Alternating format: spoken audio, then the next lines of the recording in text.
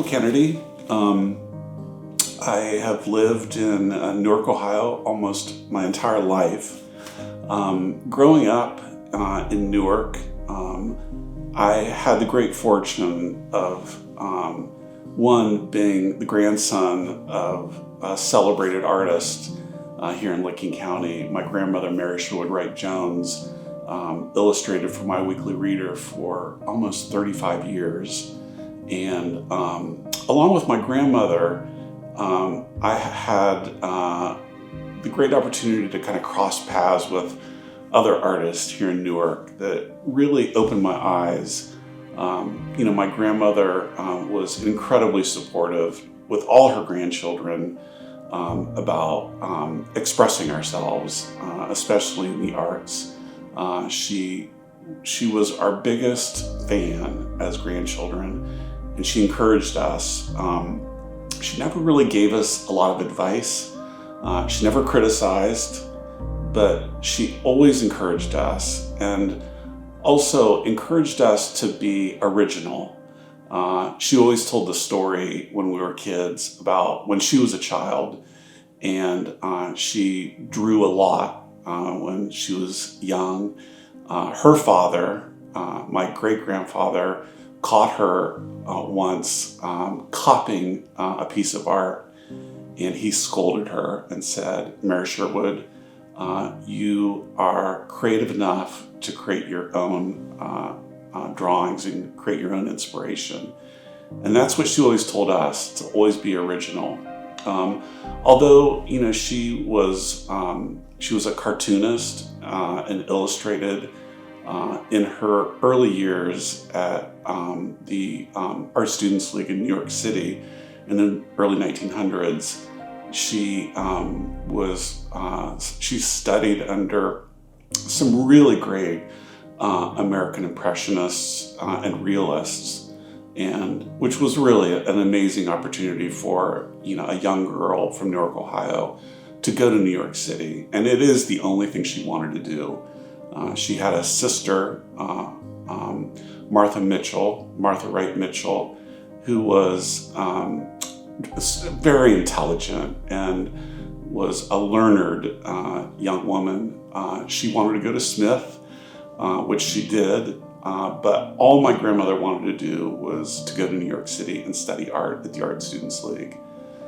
So in this exhibition, some of the paintings and sketches that we have are from that era, and a lot of people don't know her story beyond her cartoons and illustrations that she did for magazine covers around the country and my weekly reader.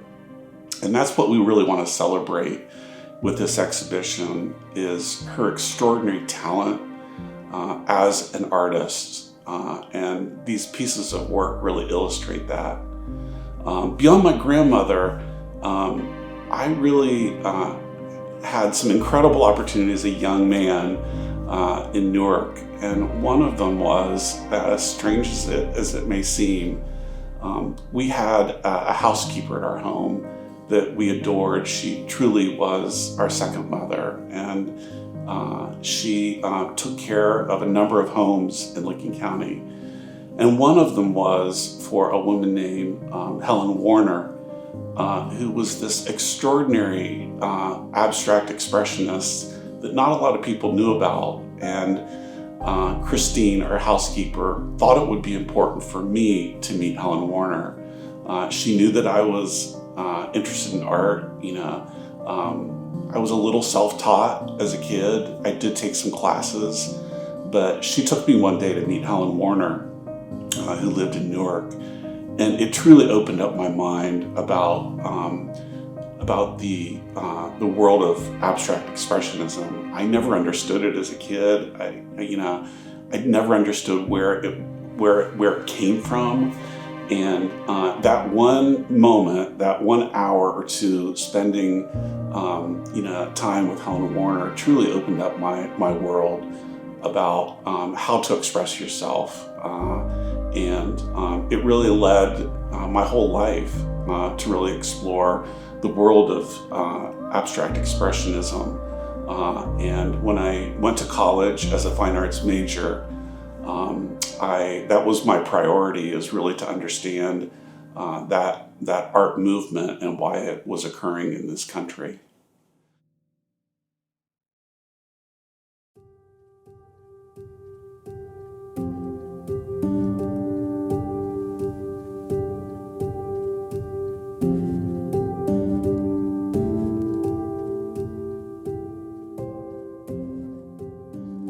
Growing up with my grandmother, Mary Sherwood Wright Jones, was really probably one of the most important characters in my life. Although my parents were important, my grandmother really encouraged all 6 grandchildren to be original and to express themselves. And my cousins and my sister and I still talk about our interest in arts and our personal talents. And if her encouragement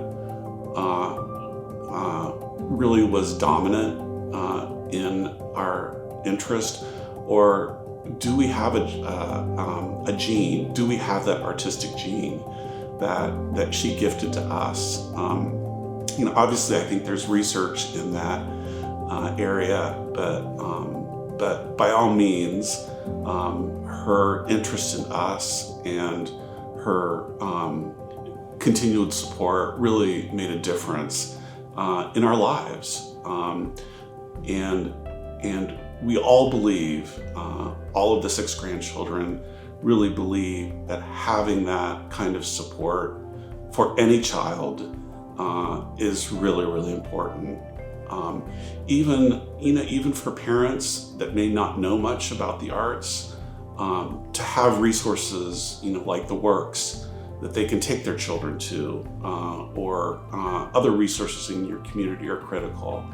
But that support really is critical for young children, and especially in the arts, and to give them permission to create will truly affect their lives, their entire lives. And both Anne Pundeck, my cousin, and I are still very, very close after 60 some years. And it's because of the arts. It's what draws us together. And it's because of our grandmother. And we feel so grateful that we would not be here where we are today without her permission and encouragement to express ourselves in ways that, we do personally, and we're just super grateful because of her. And we hope that this exhibition will encourage parents to do the same for their children, or grandparents.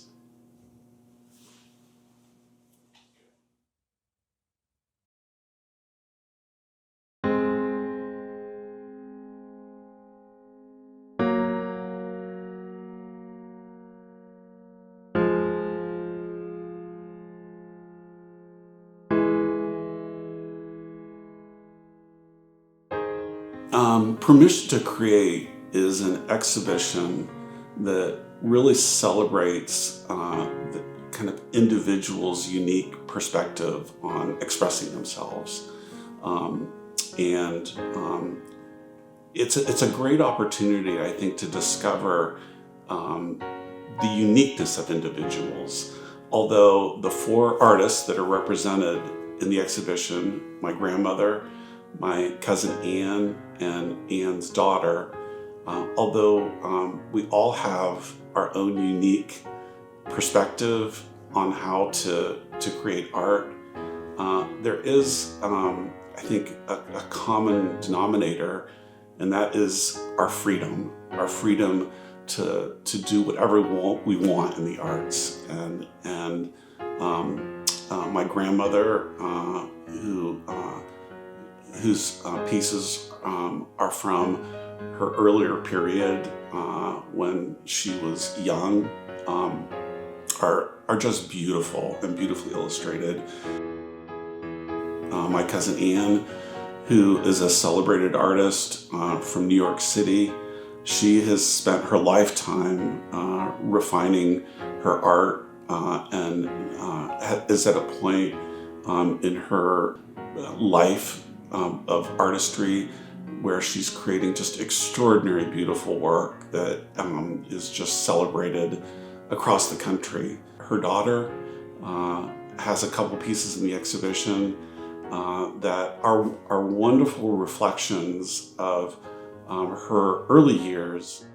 My work is really represented of years of really reading about and studying about some of the earliest abstract expressionists. I was a fine arts major in college, and after my sophomore year, I think my parents were kind of questioning my ability to create a profession of being an artist, and so I moved into the design world. So for the last 40 years, I've been as a creative director, designing product, marketing product, and I'm finally at a point in my life where I have this great yearning to start painting again. And because of my cousin Ian, she's encouraged me for the last years to do this. And I'm finding that doing this again has brought just a whole new perspective for my life, and to create things by myself, for myself, is so satisfying. I've been creating things for everybody else, and selfishly it's my time, and I love it, and it's been an important step in my journey as a creative person.